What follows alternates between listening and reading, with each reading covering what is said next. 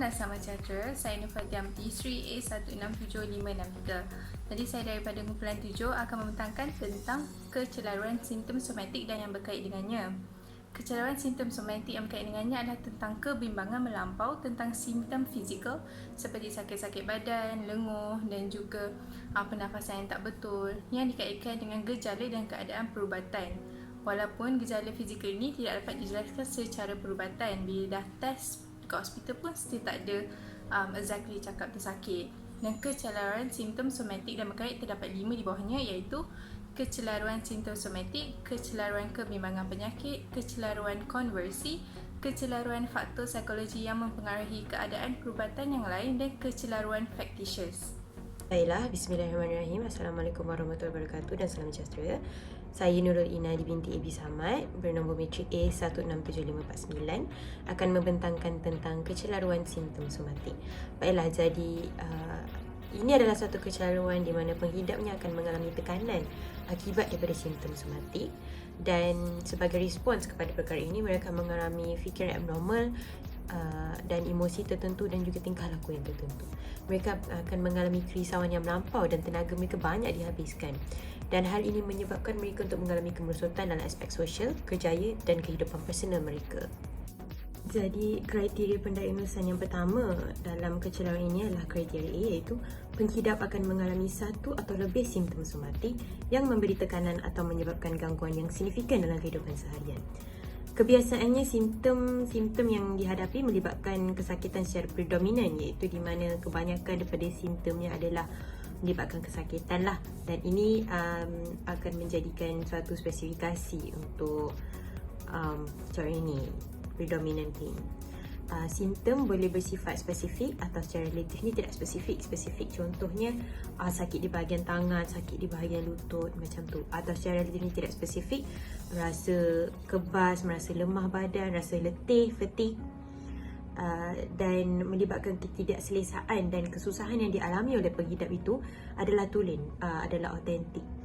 Dan disebabkan simptom-simptom ini yang dihadapi ini menyebabkan ketidakselesaan, jadi penghidap akan mengalami tekanan dan kebimbangan akibat tidak tahu faktor pada simptom tersebut. Dan gangguan yang signifikan tu bermaksud sebagai contoh, jika seseorang penghidap mengalami kesakitan di bahagian abdomen.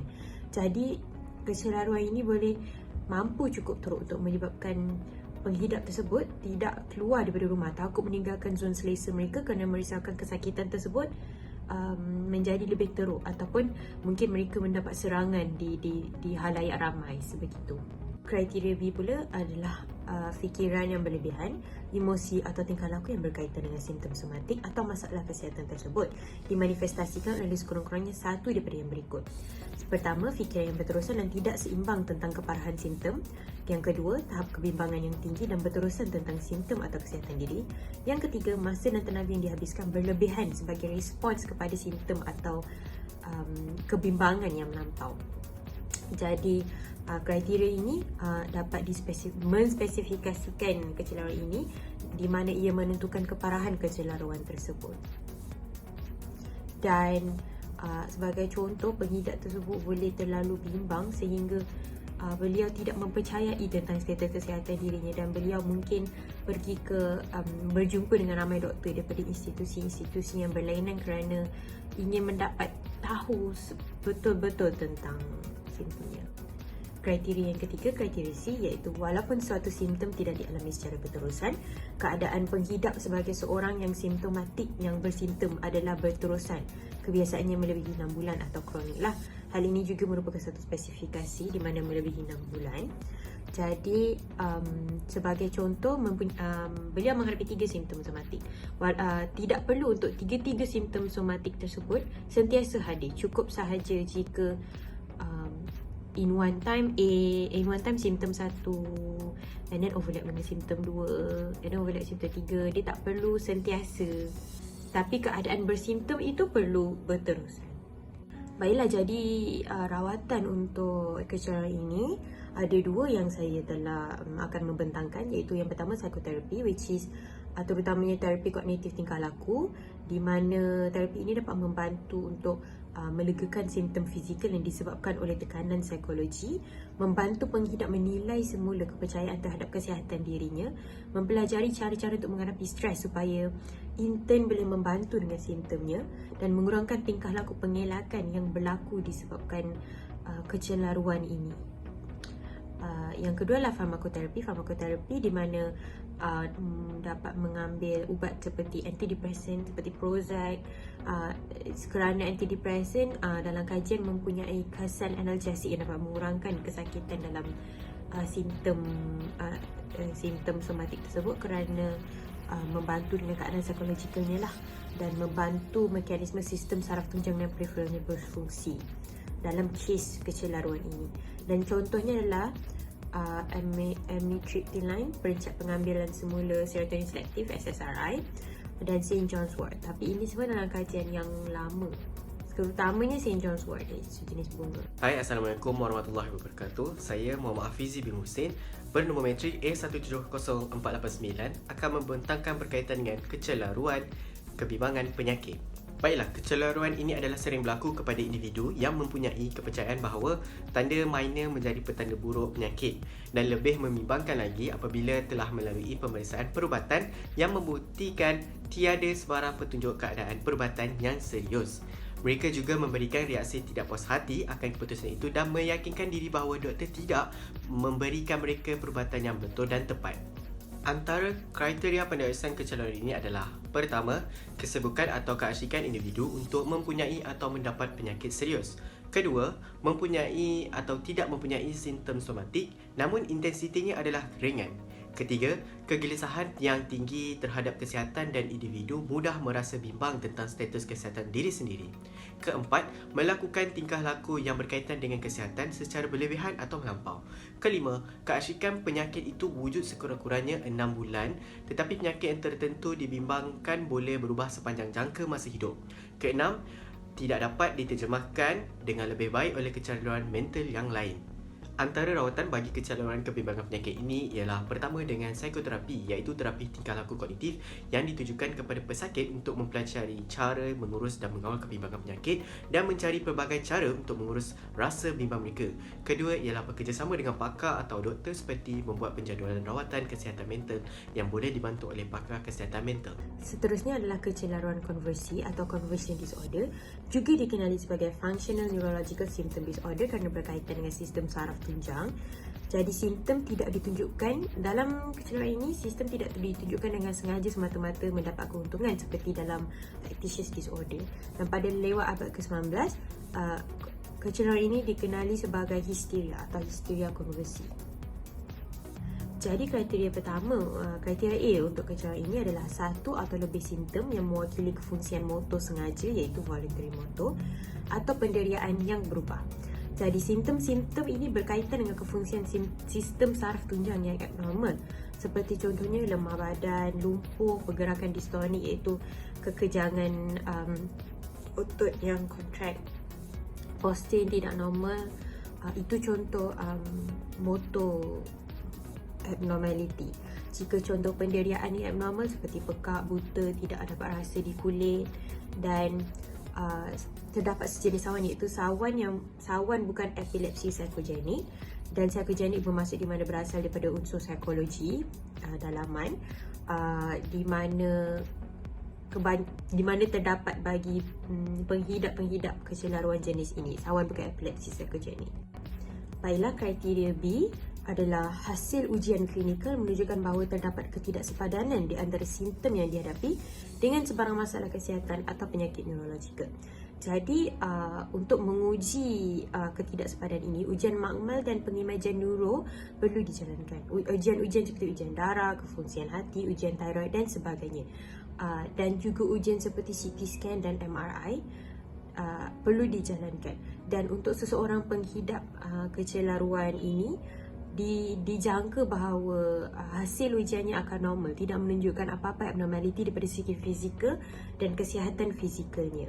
Jadi berkaitan dengan sawan, ujian EEG berguna untuk membezakan antara jenis-jenis sawan. Ada sawan yang disebabkan oleh sebab-sebab organik, iaitu sebab fizikalnya.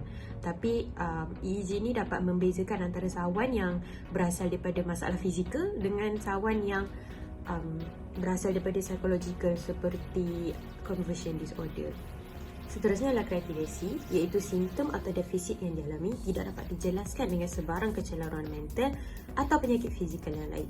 Jadi ujian-ujian yang disebut sebentar tadi secara kolektifnya hasil mereka tidak boleh menunjukkan bahawa kecelaruan konversi merupakan diagnosis yang tidak tepat. Mereka perlu menunjukkan bahawa tidak sepadan dengan mana-mana penyakit fizikal atau penyakit mental yang dikenal, maka menjadikan kecelaruan konversi as kecelaruan yang paling tepat dengan simptom tersebut.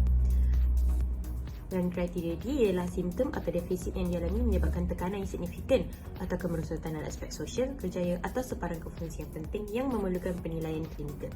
Jadi penghidap perlu mempunyai tahap tekanan yang parah sehingga memang dirinya perlu berjumpa dengan pakar. Aktiviti hariannya terganggu atau perlu diberhentikan sama sekali, dan hal ini dapat memberikan kesan negatif kepada kefungsian penghidapnya secara menyeluruh. Jadi tidak dapat berfungsi dengan normal, tidak dapat melakukan aktiviti harian dengan normal. Jadi rawatan yang telah dipilih untuk kecelaruan ini adalah yang pertama psikoterapi, iaitu terapi kognitif tingkah laku. Dan terapi kognitif tingkah laku ini sangat berkesan menurut Goldstein et al.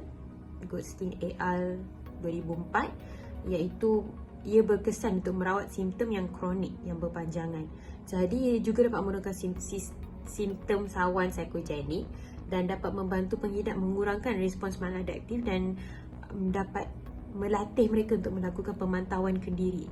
Dan dalam terapi ini juga terdapat pengimplementasian strategi penstrukturan sumber kognitif mereka. Yang kedua adalah teknik hipnosis, di mana ia membantu dalam perubahan fikiran, emosi, harapan, sikap dan persepsi dan tingkah laku kepada yang diingini oleh terapis dan patient. Dan yang ketiga adalah terapi niat paradoks, iaitu ditemui sudah lama oleh Dr. Viktor Frankl pada tahun 1959, di mana terapi ini membantu klien untuk menyedari ketidakrasionalan mereka punya fikiran tersebut. Seterusnya adalah kecelaruan faktor psikologi yang mempengaruhi keadaan perubatan yang lain. Dalam topik ini, individu mestilah mempunyai faktor psikologi atau tingkah laku yang signifikan secara klinikal dan memberi kesan yang memburukkan kepada keadaan perubatan ataupun rawatan individu itu. Ianya meningkatkan risiko penderitaan, kematian ataupun ketidakfungsian diri dalam kehidupan harian mereka. Faktor-faktor yang disebutkan boleh terjadi dari segi tekanan psikologi, interaksi personal, gaya dari tindak dan tingkah laku membantu yang tidak sesuai ataupun maladaptif. Kriteria A bagi pendiagnosan ini adalah individu mesti mempunyai simptom perubatan atau keadaan perubatan yang selain kecelaruan mental. Mereka mesti disahkan oleh pihak doktor sama ada mereka mempunyai keadaan perubatan seperti penyakit asma, sakit jantung, diabetes ataupun kanser. Seterusnya, kriteria B pendiagnosan adalah apabila faktor psikologi dan tingkah laku memberi kesan yang memburukkan kepada keadaan perubatan mereka. Kesannya boleh dilihat melalui 4 cara dan memadai jika salah satu kesan boleh dilihat. Yang pertama adalah mempengaruhi keberkesanan rawatan keadaan perubatan dari segi perkembangan, pemburukan atau penangguhan pemulihan mereka. Yang kedua, faktor-faktor ini mengganggu rawatan bagi keadaan perubatan. Contohnya, ketidakpatuhan penghidap diabetes yang dengan sengaja memanipulasi insulin, pengambilan insulin sebabnya nak menurunkan berat badan. Yang ketiga adalah meningkatkan risiko kesihatan secara signifikan. Dan yang terakhir adalah ianya mempengaruhi asas patofisiologi keadaan perubatan mereka dengan cara mempercepat atau memburukkan simptom lalu menyebabkan perlunya rawatan perubatan. Contoh yang terbaik adalah apabila seseorang yang mempunyai keadaan anxiety yang sangat teruk sampaikan penyakit asma mereka juga teruk. Kriteria C pendiagnosan adalah apabila simptom-simptom yang hadir dalam kriteria B tidak dapat dijelaskan dengan lebih baik lagi oleh kecelaruan mental yang lain seperti kecelaruan panik, kemunduran meja dan juga PTSD. Tahap keterukan pula terbagi kepada 4 tahap iaitu rendah, sederhana, parah dan ekstrim. Rendah apabila ianya meningkatkan risiko perubatan kepada individu sahaja. Sederhana apabila memburukkan keadaan perubatan yang mendasarinya seperti penyakit asma dan anxiety yang apabila anxiety terlalu teruk sampai asma pun teruk juga. Yang ketiga apabila parah yang parah apabila dimasukkan ke hospital atau memerlukan rawatan di bilik kecemasan, dan ekstrim apabila kehadiran ancaman teruk yang merisikokan nyawa boleh membawa kepada kematian. Seterusnya, rawatan kepada kecelakaan ini mestilah bersesuaian dari segi psikologi dan juga keadaan perubatan klinikal. Makanya memerlukan kerjasama psikiatri dan doktor untuk menentukan rawatan yang paling sesuai kepada penghidap kecelakaan ini. Antara terapinya adalah terapi kognitif tingkah laku bertujuan untuk mengatasi keadaan yang menghalang peredaran perubatan ataupun rawatan kepada individu dengan cara pendedahan kesan faktor psikologi dan tingkah laku ke atas kesihatan mereka. Yang kedua adalah farmakoterapi dengan pengambilan ubat tricyclic antidepresan. Ini sesuai untuk seseorang yang mempunyai anxiety dengan asma. Tetapi ini memberi risiko kepada penghidap post-operatif ileus berkaitan penyakit usus sebab boleh berisiko menjadikan penyumbatan jantung. Next is kecelaruan factitious. Ini menarik sikit sebab dia berbeza dengan simptom kecelaruan sistem somatik yang lain kerana individu dengan sengaja memasukkan penyakit yang dihidapinya. Mereka memang berniat nak sakit dan mereka mahir dalam memasukkan keadaan penyakit ataupun simptom-simptom keadaan perubatan itu yang sehingga mampu mengancam nyawa walaupun ianya berlaku kerana penganiayaan diri mereka sendiri.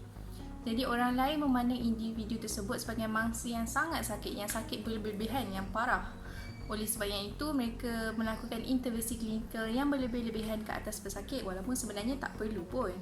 Dan jenis kecelaruan factitious terbagi pada dua, iaitu kecelaruan yang dikenakan pada diri sendiri dan factitious yang dikenakan terhadap orang lain dan juga dikenali sebagai Munchausen by proxy. Kriteria pengenalan utama bagi kecelaruan factitious yang dikenakan pada diri sendiri adalah hadirnya pemalsuan simptom fizikal ataupun psikologi. Mereka mencetuskan kecederaan yang boleh dikaitkan dengan penipuan yang boleh dikenal pasti. Kaedah pemalsuan ini boleh jadi dari segi membesar-besarkan, fabrikasi, manipulasi dan mencetus penyakit. Mereka dengan sengaja, contohnya macam menyuntik penyakit ke dalam badan mereka sebab nak menunjukkan simptom keadaan perubatan kepada masyarakat. Yang selaras dengan kriteria B, mereka mempamerkan diri kepada masyarakat sebagai menghidapi penyakit, cacat ataupun cedera supaya orang boleh percaya mereka. Kriteria C pula, tingkah laku pemalsuan dapat dilihat dengan jelas walaupun tanpa kehadiran ganjaran luaran yang jelas. Ganjaran luaran ni seperti duit, tak ada pun, tapi tingkah laku pemalsuan tu still ada. Kriteria di pendiagnosan pula adalah apabila tingkah laku yang telah dikenal pasti daripada kriteria yang sebelumnya tidak dapat dijelaskan dengan lebih baik lagi oleh kecelaruan mental yang lain seperti delusi ataupun kecelaruan psikotik yang lain. Episod kecelaruan ini boleh berlaku dalam dua cara, iaitu episod tunggal sekali je, single episode, ataupun episod berulang apabila dua atau lebih peristiwa yang berkaitan pemalsuan penyakit atau pencetus kecederaan berlaku.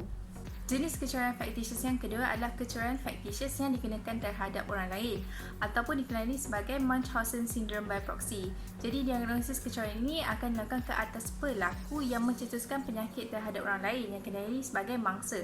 Mangsa mungkin akan diberikan diagnosis penderaan. Jadi pelaku memasukkan penyakit terhadap orang lain di bawah penjagaan mereka seperti kanak-kanak ataupun haiwan peliharaan mereka. Kriteria pendiagnosannya yang pertama adalah pemalsuan simptom fizikal maupun psikologi serta pencetus kecederaan terhadap individu lain yang berkait dengan penipuan yang telah dikenal pasti. Kriteria pendiagnosannya sebenarnya lebih kurang dengan factitious yang sebelumnya, cuma dia lebih kepada mencetuskan kecederaan kepada orang lain. Kemudian kriteria B adalah pelaku akan mempamerkan individu lain iaitu mangsa sebagai sakit, cacat ataupun cedera kepada masyarakat. Kriteria si pendiagnosan kecelaruan ini adalah apabila tingkah laku pemalsuan oleh pelaku jelas walaupun tanpa kehadiran ganjaran luaran. Dan contoh tingkah lakunya adalah apabila seorang ibu mencampurkan darah period kepada dalam urin spesifik anaknya, kemudian mencampurkan najis ke dalam muntah anak dan berulang-ulang kali memberitahu mangsa yang dia sakit tapi sebenarnya anak tu tak sakit pun. So basically what they are doing is they are abusing the child physically and mentally. Dan kriteria dia apabila tingkah laku tidak dapat dijelaskan dengan lebih baik oleh kecelaruan mental yang lain. Episod juga boleh berlaku dalam dua cara, iaitu episod tunggal sekali je ataupun berulang apabila dua atau lebih peristiwa pemalsuan penyakit atau pencetus kecederaan berlaku. Terdapat beberapa rawatan bagi kecelaruan factitious ini tetapi ia tidak tertumpu kepada rawatan simptom keadaan perubatan tetapi lebih kepada menumpukan rawatan daripada aspek psikologi. Kerana kebanyakan simptom adalah dipalsukan ataupun keadaannya tak parah pun, keadaannya adalah ringan. dan dibimbangkan jika dirawat, pengidap akan menafikan keberkesanan rawatan ataupun memasukkan lagi simptom perubatan yang lain. So they will not be satisfied dengan rawatan secara perubatan, dia akan terus sakit lagi. Rawatan yang pertama adalah pendekatan tanpa penghakiman melalui teknik face saving ataupun bukan konfrontasi. Ini adalah untuk pengidap menerima rawatan psikiatri berbanding rawatan perubatan. Jadi kita confront dia, kita bukan confront dia secara teruk, tapi kita tak nak dia mengaku, tapi kita nak dia terima rawatan tu dengan mempertimbangkan rawatan yang disyorkan tanpa perlu mengaku pemalsuan penyakitnya. Rawatan yang seterusnya adalah terapi kognitif tingkah laku, psikoterapi yang bertujuan untuk mengawal tekanan, menangani keperluan emosi pengidap dan melatih kemahiran daya tindak secara efektif. Cara yang melakukan adalah dengan meneliti semula simptom yang berlaku kepada pengidap bagi mengubah pemikiran dan tingkah laku yang dipalsukan oleh mereka. Kemudian cara menguruskan kecurangan ini adalah dengan melantik doktor ataupun pegawai kesihatan khas sebagai penjaga kepada individu itu. Jadi penjaga dapat mengawasi rawatan perubatan dan menguruskan rawatan yang diperlukan sahaja untuk mengurangkan rawatan yang berulang-ulang kali ke hospital. Ini adalah bagi mengelakkan rawatan dan intervensi yang tidak diperlukan untuk mengurangkan risiko kesihatan kepada individu. Terdapat kategori lain untuk pendiagnosan kecanduan simptom somatik iaitu dengan tetapan lain yang mengikuti kepada kriteria pendiagnosan tertentu. Iaitu pertama, kecelaruan simptom somatik ini ringkas iaitu simptom hadir berdurasi kurang daripada 6 bulan. Kedua, kecelaruan kebimbangan penyakit secara ringkas juga berdurasi kurang daripada 6 bulan. Ketiga, kecelaruan kebimbangan penyakit tanpa sebarang tingkah laku kesihatan yang melampau di mana kriteria D di dalam kecelaruan ini tidak bersesuaian. Keempat iaitu pseudopsycis antara contoh tetapan lain kecelaruan ini yang mana ia merupakan kehamilan palsu dengan kemunculan tanda klinikal atau subklinikal yang berkaitan dengan kehamilan walaupun individu tersebut tidak membawa bayi secara fizikal. Baiklah, seterusnya adalah kecelaruan simptom somatik dan yang berkaitan dengannya tanpa ketetapan. Kategori ini digunakan untuk mewakili kecelaruan di bawah kategori simptom somatik namun tidak menepati kriteria pendiagnosan bagi kecelaruan yang spesifik di dalam yang telah dibentangkan sebelum ini, yang ditulis dalam laporan. Jadi, kategori ini disimpan untuk situasi yang sangat normal yang memang terdapat satu sakit tapi namun tidak dapat dispesifikasikan. Jadi rawatan berdasarkan kecelaruan ini perlu dibuat depending on the symptom dan juga penilaian pakar tersebut. Welcome to a preview of a Symptom Media DSM-5 guided case study. How are people using Symptom Media's DSM-5 guided cases? With access to over 500 assessment tools, DSM-5 and ICD-10 guided cases, educators can smoothly integrate videos within lectures and discussions with an easy-to-navigate index library page. Be sure to visit symptommedia.com to sign up for a free trial today. I have cancer, Dr. Gray. Dr. Singh just didn't look thoroughly enough. Well, your blood counts are normal. In fact, all your labs are normal. Your weight is constant. All tests show you are healthy. No, when I roll on my side in bed at night, I feel this lump in my belly slide to the other side. Join the over 300 universities, colleges, medical schools, and hospitals subscribing to Symptom Media. Be sure to visit symptommedia.com to sign up for a free trial today. I was spasming out of control and I couldn't stand or walk. But as I got in for longer, I started to lose my speech. 16-year-old Holly has been living a nightmare existence for over a year. It was really frightening having all these tests done and each test coming back negative for everything. What did you think was happening to you? I just thought something's really wrong with me, but what it is, I don't know what it is. And is it like, could it kill me? Up until then, she was like any other school-going teen. Going out with friends to parties, I played netball, touch footy and I dance. But her world was turned upside down 14 months ago after a collision while playing netball. And I came off the court crying because my back was in so much pain. And then the days progressed. I just got worse. She saw chiropractors, physios and doctors, but no one could help.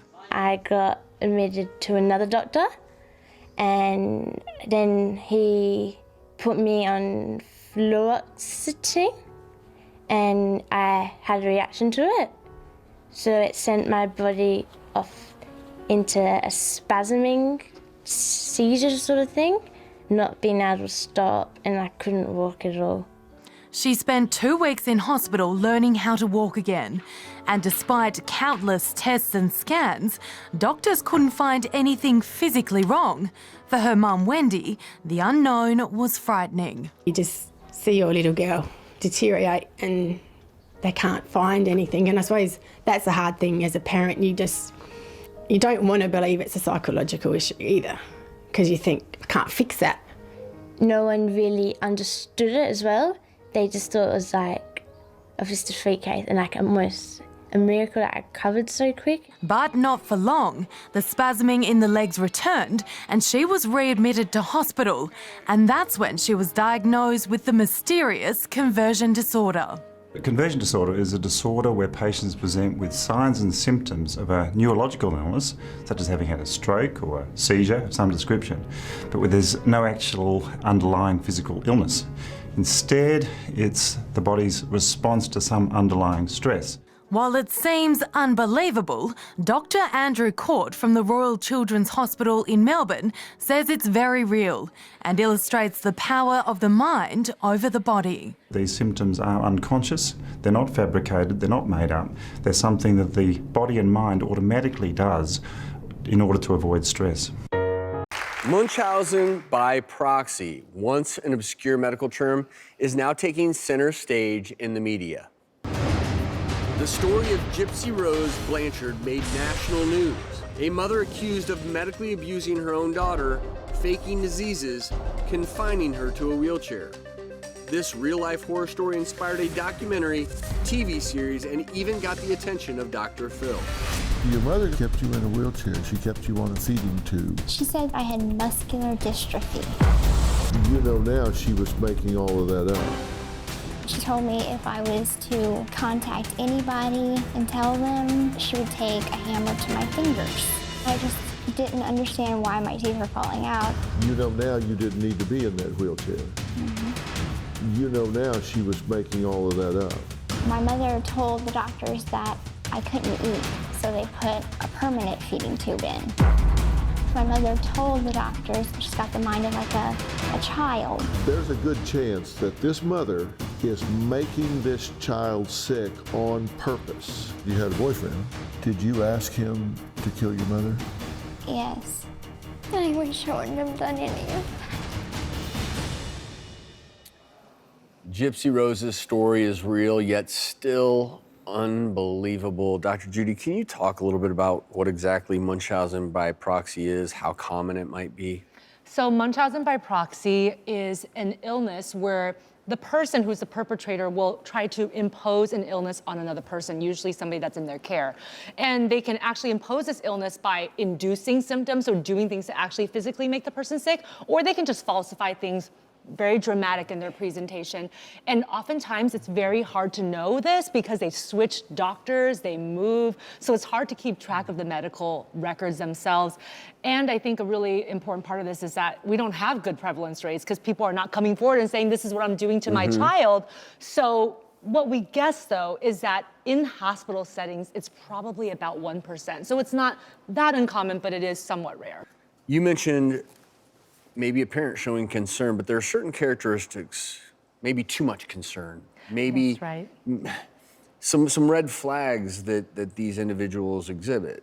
Absolutely. So one of the red flags is that they're very dramatic in their presentation of the child or whoever they're taking care of their symptoms. They are very dramatic in the language that they use. They like to sort of be a medical marvel, some kind of medical mystery. Yes. And there is a very controlling aspect where they will not allow you access to the patient without them being present. And oftentimes they actually do come with some medical knowledge of their own. Either they've been very well studied, they're a graduate student, or maybe they're even in the medical profession somehow, because it makes it easier for them to falsify these symptoms in a way that kind of makes sense. But a huge telltale sign is when what they're saying just doesn't match up to the medical and diagnostic testing. Baiklah, seramai 18 orang responden telah menjawab soal selidik Symptom Checklist 90 Reverse, SCL 90R dan psyc Personality Questionnaire Reverse Short Version, EPQRS. Berikut adalah analisis korelasi bagi SCLR, di mana skor min kumpulan terendah yang kami dapati adalah daripada dimensi fobia dengan skor min 5.50 dengan sisihan piawai 5.58, dan yang tertinggi adalah dimensi obsesif kompulsif dengan skor min 17.5 dan sisihan piawai 10.25. Manakala perbandingan skor min jantina yang kami dapati bagi lelaki, dimensi permusuhan dan fobia adalah yang terendah dengan skor min 3.13, dan dimensi obsesif kompulsif yang tertinggi dengan skor min 11.88, dan hasil daripada ujian T bebas yang dijalankan didapati bahawa terdapat perbezaan signifikan di antara skor min obsesif kompulsif bagi jantina lelaki dan perempuan, iaitu negatif 2.340 dengan nilai signifikan P adalah lebih kecil daripada 0.05. Terdapat juga perbezaan yang signifikan antara min jantina lelaki dan perempuan bagi dimensi keburungan, iaitu negatif 2.712 dan nilai signifikan P adalah 0.05. Berikut adalah analisis EPQRS. Skor min individu tertinggi bagi setiap dimensi. Dimensi psikotisme dengan skor min 0.50 adalah responden pertama. Bagi dimensi ekstraversi adalah responden kelima dengan skor min 0.92. Bagi dimensi neurotikisme dengan skor min 1 adalah responden ketujuh, dan dimensi penipuan atau kebolehinginan sosial adalah responden ketiga dan keempat dengan skor min 0.92. Manakala skor min bagi kumpulan yang tertinggi adalah dimensi neurotikisme dengan skor min 7.22 dan diikuti oleh ekstraversi skor min 6.56, penipuan 4.83 dan psikotisme dengan skor terendah 2.61. Perbandingan skor min jantina mendapati bahawa 3 daripada 4 dimensi dimanipulasi oleh perempuan, iaitu dimensi neurotikisme skor min 8 berbanding lelaki 6.25, kedua dimensi penipuan dengan skor min 5 berbanding lelaki 4.63, dan dimensi psikotisme dengan skor min 2.60 berbanding lelaki 2.25, dan hanya dimensi ekstraversi skor min lelaki lebih tinggi berbanding perempuan, iaitu skor min 7.25 bagi lelaki 6 bagi perempuan. Analisis korelasi SCL90 dan EPQRS mendapati bahawa terdapat hubungan korelasi yang positif dan sangat signifikan dengan nilai R 0.67 dan nilai signifikan 0.0002. Ini menunjukkan bahawa peningkatan dalam tahap pemikiran paranoid juga meningkatkan tahap psikotisme pada individu. Kedua, dapatan mendapati bahawa terdapat hubungan korelasi yang negatif sederhana dan ada hubungan dengan nilai R negatif 0.456, nilai signifikan adalah 0.57. Ini menunjukkan bahawa penurunan dalam tahap psikotisme juga menurunkan tahap ekstraversi. Ketiga, dapatan kajian menunjukkan bahawa terdapat hubungan korelasi yang positif, kuat dan sangat signifikan dengan nilai R 0.789 dan nilai signifikan 0.0000. Ini menunjukkan bahawa peningkatan dalam tahap interpersonal sensitif juga meningkatkan tahap neurotikisme. Walaupun begitu, obsesif kompulsif, kemurungan dan psikotisme juga menunjukkan korelasi yang lebih kurang tinggi dengan bekali korelasi interpersonal sensitif.